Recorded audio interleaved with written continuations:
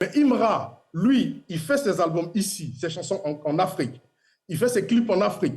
Il développe ça, il met ça sur les plateformes et il est numéro un en France. Et c'est ce discours-là que j'ai tenu à l'équipe d'Afrima qui a dit, mais oui, c'est intéressant ce garçon. Et c'est pour ça qu'il est nommé 6 fois. Mais Guy, Maintenant, Guy, il est nominé. après, Guy, Guy, tu as vraiment beaucoup de choses à dire. Hein. Tu as vraiment beaucoup de choses à dire. Non, non, non, mais parce que il faut que. C'est pas la première fois. J'ai été interpellé une première fois par le management de Roselyne Layo là-dessus. Et c'est exactement la même chose. C'est-à-dire qu'il y a un Ivoirien là-bas, pourquoi on n'a pas eu ces sièges? Moi, mon rôle, c'est d'expliquer qui sont les gens. Et une fois que j'ai fini d'expliquer ça et que j'ai réussi à convaincre, la personne devient nominée. Là, on a fait notre travail. Maintenant, vous êtes 12 autour de la table. Si Imra est nominé, par exemple, disons, meilleur artiste africain, pour faire simple, que moi, j'ai réussi à faire le speech pour dire il faut qu'il soit meilleur artiste africain dans la catégorie. Et qu'on dit, OK, Guy, d'accord, on vote pour qu'il soit dans la catégorie.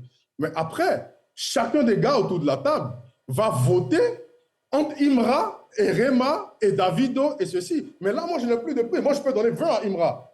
Mais celui qui est en Afrique du Sud ou celui qui est au Zimbabwe, il peut considérer que Davido est plus intéressant qu'Imra. Il votera. C'est aussi simple que ça. Donc, Guy, moi, ce que je veux savoir, est-ce que ça, parce que c'est vrai, c'est un comité qui décide, est-ce que c'est transparent? Mais c'est hyper transparent, en fait.